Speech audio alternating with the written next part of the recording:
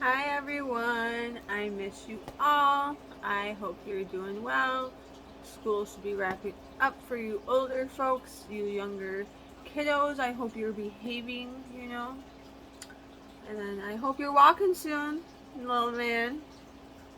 It'll be soon. It'll be soon. We're gonna do corduroy. Man, that light's a little bright. Well, let's see. What's it look like when you look at the pages? No, that's good, I think. Oh, can I zoom out? We're in this together. Right. I'm going to try to get better at showing you the pictures. This is by Don Freeman.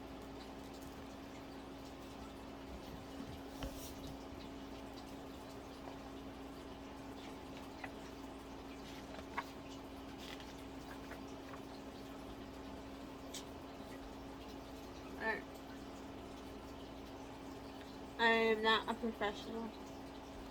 Corduroy is a bear who once lived in the toy department of a big store. Day after day, he waited with all the other animals and dolls for someone to come along and take him home.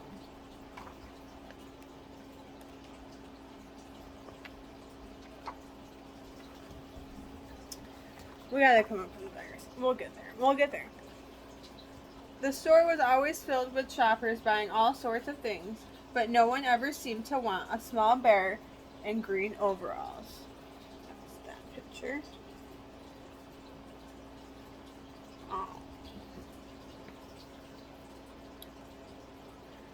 Then one morning, a little girl stopped and looked straight into Corduroy's bright eyes. "Oh, Mommy," she said, "look, there's the very bear I've always wanted."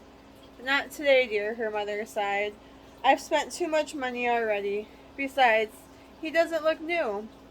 He's lost the button to one of his shoulder straps." That should have said shoe, in my opinion. Corduroy watched sadly as they walked away. "I didn't know I lost a button," he said to himself. "Tonight I'll go and see if I can find it."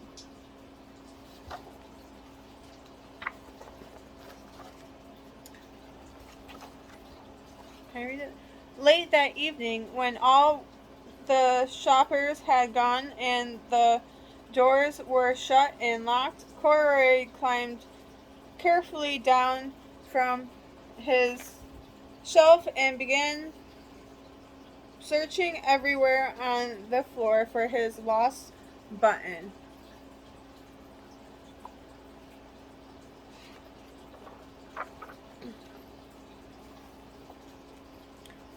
Suddenly, he felt the floor moving under him. Quite by accident, he had stepped onto an escalator, and up he went. Could this be a mountain? He wondered. I think it's.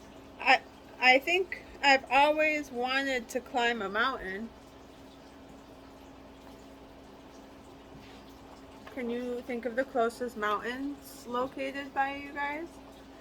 Hint, we have some in the state you live in. He stepped off the escalator, and as it reached the next floor, and there, before his eyes, was the most amazing sight. Tables and chairs, and lamps and sofas, and rows of beds. "This must be a palace," Corduroy gasped. "I guess I've had I guess I've always wanted to live in a palace."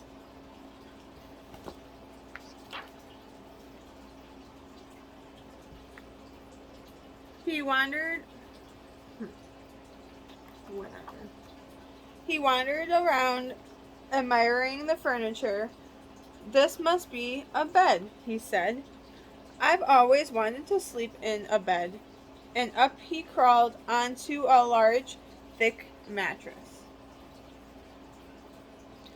All at once he saw something small and round. "Why, here's my button," he cried, and then he tried to pick it up, but like all the other buttons on the mattress, it was tied down tight.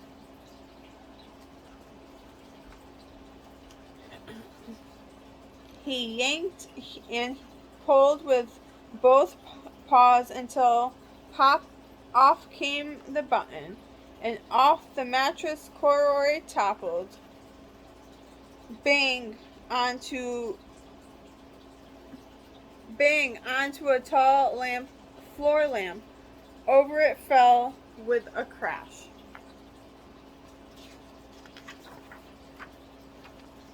Corduroy didn't know it, but there was someone else awake in the store. The night watchman was going going his rounds on the floor above. Was doing, not go. Was going his rounds. Like doing fits better. When he heard the crash, he came dashing down the escalator. "Now, who in the world did that?" he exclaimed. "Someone must be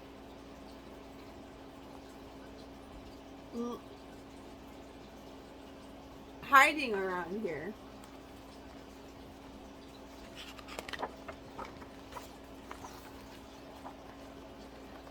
He flashed his light under and over sofas and beds until he came to the biggest bed of them of all.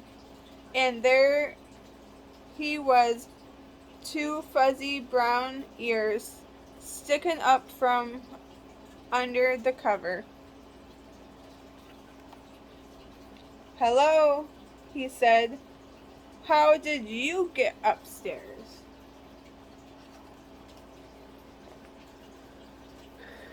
The watchman took Corduroy under his arms and carried him down the escalator. He sat him on the shelf in the toy department with the other animals and dolls. Corduroy was just waking up when the first customer came into the store in the morning, and there, looking at him with a wide, warm smile, was the same little girl he had seen only the day before. "I'm Lisa," she said, "and you're going to be my very own bear. Last night I counted what I saved in my piggy bank, and my mother said I could bring you home."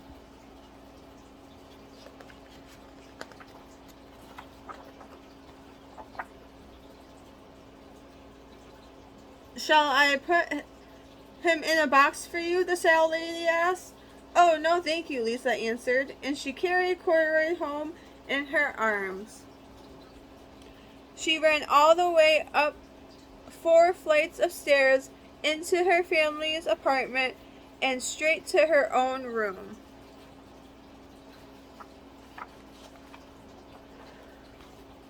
Corduroy blinked, and there was a chair and a chest of drawers, and alongside a girl-sized bed stood a little bed just the right size for him. The room was small, nothing like the enormous palace in the department store. "This must be home," he said. "I know I've always wanted a home."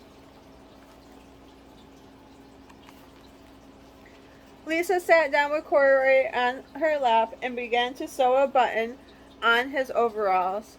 "I like you the way you are," she said, "but you'll be more comfortable with your shoulder strap fastened."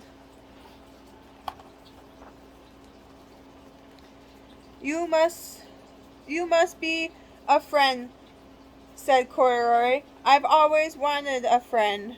"Me too," said Lisa, and gave him a big hug. Oh, what's this?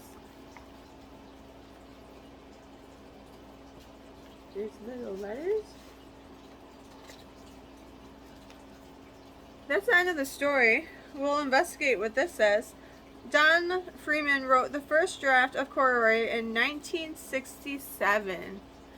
He sent several versions of the manuscript to his editor at Viking Junior Brooks before the story was finished. Her notes and advice helped shape the final version of the book, which you hold in your hands now. Here is an early draft of the manuscript with notes. I don't really think I care enough to read these, so I hope you enjoyed the story. Let me know what you want me to read to you. I have a whole bunch of books picked out from thrifting. I love going thrifting. This gave me a reason to go thrifting, so let me know if you want me to be on the lookout for a book. And what are your plans for this summer? What are you gonna do? You know, how are you gonna stay out of trouble? How are you gonna keep yourself not bored? Because boredom is a trigger for people, and you gotta be able to be bored. So let's figure it out together.